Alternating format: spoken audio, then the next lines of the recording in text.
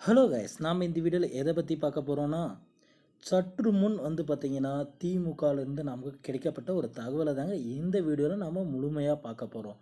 நீங்கள் நம்ம சேனலுக்கு புதியவர் அப்படின்னா நம்ம சேனலை சப்ஸ்கிரைப் பண்ணி பக்கத்துலேயே ஆல்னு ஒரு பட்டன் இருக்கும், அதையும் கிளிக் பண்ணி வச்சுக்கோங்க.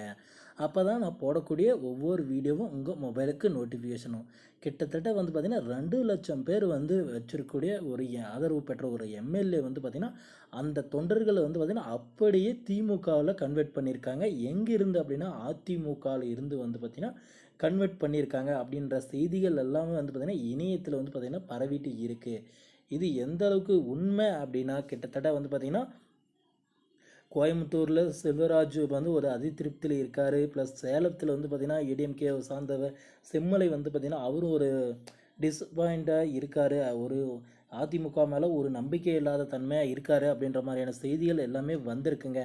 இந்த டைமில் பார்த்திங்கன்னா அவர் பார்த்திங்கன்னா இப்போ வெளியே பார்த்திங்கன்னா திமுகவில் இணையறதுக்கான வாய்ப்புகள் இருக்கிறதா பார்த்திங்கன்னா தகவல்கள் அனைத்தும் பார்த்திங்கன்னா வெளியாகிட்டு இருக்குது.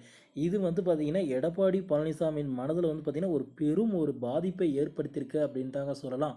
ஏன்னா அவருக்கு அந்தந்த இடங்கள்லேருந்து ஃப்ரெஷர் ஆகிட்டே இருக்குங்க. ஒரு பக்கம் சசிகலா, ஒரு பக்கம் டிடிவி, ஒரு பக்கம் பார்த்திங்கன்னா ஓ பன்னீர்செல்வம், ஒரு பக்கம் பாரதிய ஜனதா கட்சி அப்படின்ட்டு அவருக்கு பார்த்திங்கன்னா தொல்லைகளை கொடுத்துட்டே இருக்காங்க.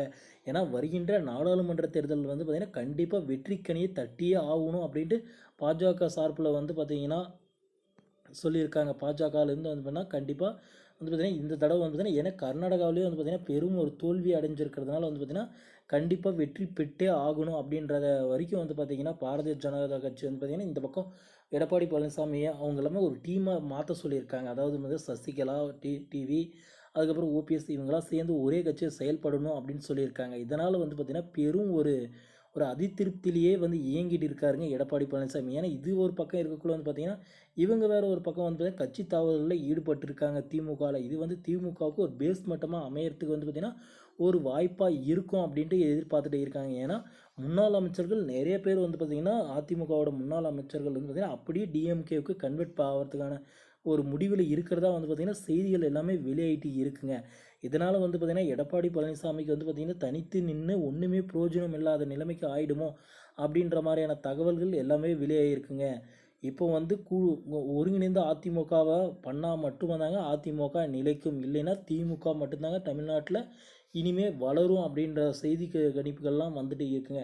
ஓகே ஃப்ரெண்ட்ஸ், வீடியோ உங்களுக்கு பிடிச்சிருக்கும் அப்படின்னு நான் நம்புறேங்க. வீடியோ பிடிச்சிருந்தா நம்ம சேனலை சப்ஸ்கிரைப் பண்ணி பக்கத்துலேயே ஆல்னு ஒரு பட்டன் இருக்கும், அதையும் கிளிக் பண்ணி வச்சுக்கோங்க. அப்போ தான் நான் போடக்கூடிய ஒவ்வொரு வீடியோவும் உங்கள் மொபைலுக்கு நோட்டிஃபிகேஷனாக வரும் ஃப்ரெண்ட்ஸ். தேங்க்யூ.